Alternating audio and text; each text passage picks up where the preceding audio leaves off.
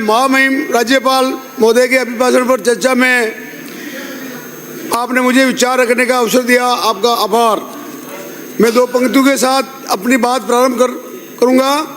पसीने की स्याही से लिखते हैं जो लिखते हैं इरादों को, उसके मुकद्दर के सफेद पन्ने कभी कोरे नहीं होते हैं। महामहिम राज्यपाल महोदय का अभिभाषण ऐसे ही भावुक को व्यक्त कर रहा है। प्रदेश में माननीय भजनलाल जी के नेतृत्व में सरकार बनाने के बाद डबल इंजन की सरकार ने प्रदेश को विकास के नए आयामों की ओर अग्रसर किया है। मैं इस अभिभाषण के लिए महामहिम राज्यपाल महोदय का धन्यवाद ज्ञापित करना चाहता हूं। प्रदेश के सर्वांगीण विकास के लिए संकल्पित माननीय मुख्यमंत्री महोदय की कर्मठ व संकल्पित कार्यशैली को देखकर मुझे दो पंक्तियां फिर याद आ रही है। मंजिलें क्या है, रास्ता क्या है, मन में हो हौसला तो फिर फासला क्या है। माननीय मुख्यमंत्री जी और पूरी सरकार के मन में प्रदेश के सर्वांगीण विकास का हौसला है। महामहिम राज्यपाल महोदय का मैं आभार व्यक्त करना चाहता हूं। अभिभाषण में एकात्म मानववाद के प्रणेता युग पुरुष पंडित दीनदयाल जी उपाध्याय के एकात्म मानववाद की अवधारणा का उल्लेख किया है। देश व प्रदेश की सरकार अंत्योदय के महामंत्र को आधार मानकर काम कर रही है। महामहिम ने अभिभाषण में भारत माता के लाडले सपूत देश के पूर्व प्रधानमंत्री स्वर्गीय श्री अटल बिहारी जी वाजपेयी की जन्म शताब्दी की चर्चा की है। देश व प्रदेश की डबल इंजन की सरकार माननीय अटल जी के कामों को आगे बढ़ा रही है। मैं इस अवसर पर माननीय यशस्वी मुख्यमंत्री जी, जो हमारे राजस्थान के भागीरथ भी कहलाते हैं, जो राजस्थान के विकास पुरुष भी कहलाते हैं, और उनके पूरे मंत्रिमंडल का आभार व्यक्त करना चाहूँगा। सरकार ने कार्यभार संभालते ही संकल्प पत्र की घोषणाओं की क्रियान्विति का काम तेजी से प्रारंभ किया। मैं पिछली सरकार के बारे में टिप्पणी करना नहीं चाहता। पेपर लीक की घटनाओं ने युवा वर्ग का प्रतियोगी परीक्षाओं से विश्वास समाप्त कर दिया था, परंतु हमारे यशस्वी मुख्यमंत्री जी ने एसआईटी गठित कर युवाओं के भाग्य के साथ जो खिलवाड़ कर रहे थे, ऐसे 260 पेपर लीक माफियाओं को आज अंदर किया है। मैं धन्यवाद देना चाहता हूं कि हमारे यशस्वी मुख्यमंत्री ने युवाओं के लिए कितना भारी सोच के साथ काम किया है। हमारी सरकार ने प्रतियोगी परीक्षाओं का कैलेंडर घोषित करके समयबद्ध परीक्षाओं के आयोजन की अभिनव पहल की है। अब पेपर लीक करने वालों पर लगाम लगी है। मैं माननीय मुख्यमंत्री जी को बधाई देना चाहता हूं। पिछली सरकार ने जल जीवन मिशन के काम को यथोचित प्राथमिकता नहीं दी, जिससे प्रदेश की जनता को उसका अपेक्षित लाभ पूरा नहीं मिल सका। पिछली सरकार में जल जीवन मिशन में हुए घोटाले की जांच प्रक्रिया में है।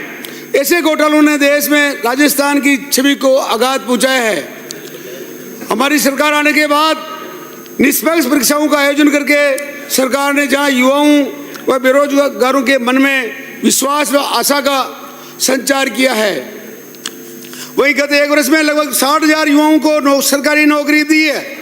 5 वर्षों में 4 लाख नौकरी देने का संकल्प सरकार ने लिया है। सरकार ने वर्ष 2025 में 81,000 पदों पर भर्ती परीक्षा का कैलेंडर भी जारी कर दिया है। इससे स्पष्ट होता है कि हमारी सरकार की कथनी और करनी में समानता है।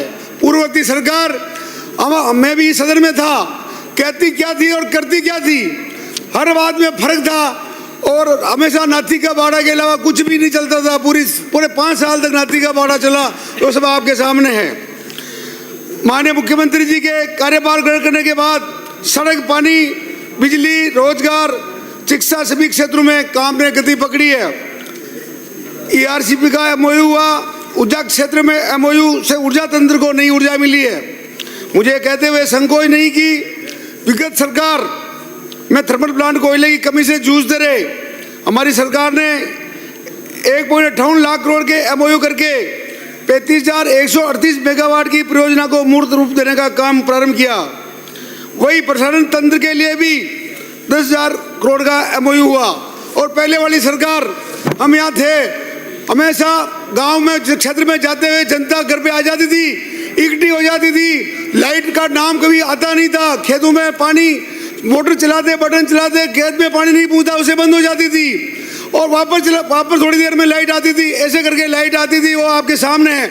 और आम किसान आम मजदूर दिन में मजदूरी करने जाता था और शाम को घर पे आता था, घर पे आते लाइट बंद। एक किसान परिवार, एक गरीब परिवार घर पे आने के बाद लाइट अंधेरे में कैसे खाना बनाता है वो आपके सामने है। हमारे यशस्वी मुख्यमंत्री विकास पुरुष भजन लाल जी शर्मा के आने के बाद आज शाम को पूरी लाइट आ रही है और खेतों में भी लगातार 6 घंटे लाइट आ रही है, वो आपके सामने है। और आने वाले समय में जो व्यवस्था आज आपके सामने है, जो MOU हुए वो धरातल पे उतरेंगे तो राजस्थान में 24 घंटा लाइट आएगी। और हमारे 2027 में हमारे मुख्यमंत्री जी ने वादा किया जो आपके सामने है। हमारा जो नेता जो कहते हैं जो करते हैं, आपके नेता जादूगर दिखाते थे, हम सब जादूगर देखते थे और बच्चे थपथपाते थे और वास्तव में रिजल्ट 0 आता था, वो आपके सामने है। चूली जी भी हमारे साथ ही थे, अभी आप ही मंत्री थे, आप ही देखते थे, क्या करें, कोई सुनने वाला नहीं था। माननीय सभापति जी, माननीय महामहिम महोदय का अभिभाषण राजस्थान की प्रगति का दस्तावेज है। मैं महामहिम महोदय का आभार व्यक्त करता हूँ। अभिभाषण में सभी क्षेत्रों के नवीनतम प्रगति विवरण के आंकड़ों का स्पष्ट वर्णित किया गया है। Rising Rajasthan globe investment summit करके 35 लाख करोड़ के निवेश की बुनियाद रखने के लिए हमारी सरकार बधाई की पात्र है। प्रदेश में 11 नए औद्योगिक क्षेत्रों के लिए भूमि आवंटन भी खोले गए हैं। प्रदेश में 11.17 लाख परिवारों को नल से जोड़ा गया है। 17 जिलों की 38 पंचायत समितियों के अटल भूजल योजना की क्रियान्वित की जा रही है। विगत 1 वर्ष में 1,10,000 कृषि व 5,06,000 घरेलू विद्युत कनेक्शन जारी हुए हैं। प्रदेश में 5 राजकीय व 3 निजी मेडिकल कॉलेज खोले गए हैं। शिक्षा विभाग में 15,500 पदों पर नियुक्ति दी गई है। प्रदेश की संवेदनशील व कृषि हितैषी सरकार ने मुख्यमंत्री किसान सम्मान निधि योजना में 2,000 रुपये अतिरिक्त दिए। जो हमारी सरकार कहती जो करती है वो आपके सामने है। 1357 करोड़ रुपए किसानों के बैंक खाते में जमा कराया गया। किसानों को प्रदेश में 25.51 लाख मेट्रिक टन यूरिया व 6.84 लाख मेट्रिक टन DAP खाद उपलब्ध कराया गया। प्रदेश में 1040 गांवों को सड़कों से जोड़ा गया है। आज हम पहले 5 साल यहाँ थे, गरीब आदमी को गेहूं राशन नहीं मिलता था और प्रधानमंत्री आवास के लिए कुछ भी फॉर्म भरने की सुविधा नहीं थी। अभी हमारे यशस्वी मुख्यमंत्री जी ने अभी आम आदमी के लिए पोर्टल खोल रखा है। सब कोई भी वंचित नहीं रहे राशन से, सबके लिए खोल रखा। जिसके पास मकान नहीं है वो भी मकान उनके लिए खोल रखा। अभी गत दिनों हमने गणतंत्र दिवस मनाया। भारतीय संविधान को लागू हुए 75 वर्ष पूर्ण हो चुके। मैं बाबा साहब को नमन करते हुए संविधान से जुड़े एक महत्वपूर्ण बिंदु की ओर सदन का ध्यान दिलाना चाहता हूं। हमारे संविधान की मूल प्रति को योजनाबद्ध रूप से आप लोगों ने प्रचलन से बाहर किया गया है। भारतीय संविधान की मूल प्रति पर भगवान राम, बुद्ध, महावीर, छत्रपति शिवाजी सहित कई महापुरुषों व तीर्थों के चित्र बने हुए थे, लेकिन हमारी वर्तमान पीढ़ी इस तथ्य से अवगत नहीं है क्योंकि संविधान की मूल प्रतियां बाहर या तो आई नहीं और आई तो न्यून संख्या में। यहाँ तक कि विधि के विद्यार्थियों को पाठ्यक्रम में संविधान की इबारत तो पढ़ा दी जाती है, लेकिन भारतीय संविधान का ये पक्ष जानने में हमारे अधिकता तक भी अछूते रह गए। मेरा निवेदन है संविधान की मूल प्रति का ये पक्ष पाठ्यक्रम में जोड़ा जाए और संविधान की मूल प्रति की प्रतियां आम जन को उपलब्ध हो सके। सरकार इसकी व्यवस्था करें। सभापति जी, मैं समय की सीमा को देखते हुए विस्तृत आंकड़ों में नहीं जाना चाहता हूं, लेकिन मैं माननीय मुख्यमंत्री जी के हौसले और विकास के संकल्प को प्रणाम करता हूं। जब हौसला बढ़ा लिया ऊंची उड़ान का, फिर देखना फिजूल है कद आसमान का। मुझे प्रतिपक्ष के मित्रों के वक्तव्य सुनकर समाप्त कीजिए। 1 मिनट आश्चर्य है वह इन मित्रों को ये काम दिखते ही नहीं। मैं इन मित्रों का ध्यान दिलाना चाहता हूं। नवंबर 2024 में प्रदेश में 7 विधानसभा सीटों में उपचुनाव हुए। उसके परिणाम आपके सामने हैं। काम सरकार ने काम किया जब तो रिजल्ट आया। वो आप सबने पहले चुनाव से पहले कहते थे 1 भी सीट नहीं आएगी, परंतु तुम्हारे आप लोगों से 4 सीटें हमने छीन ली। ये आपके सामने है। 7 में से 5 सीटें भाजपा ने जीती है, इसमें से 4 सीटें कांग्रेस ने छीनी है। लेकिन इन प्रतिपक्षी मित्रों को केवल अपनी बात कहकर उपस्थिति दर्ज करानी है, लेकिन जनता सब देख रही, समझ रही है और समय पर निर्णय भी दे रही है। माफ कीजिए, एक आधा मिनट। केंद्र में माननीय नरेंद्र मोदी जी के नेतृत्व में वह राजस्थान में भागीरथ शिमला जी के नेतृत्व वाली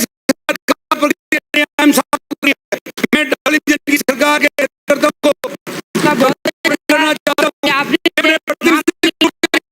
अभिभाषण पर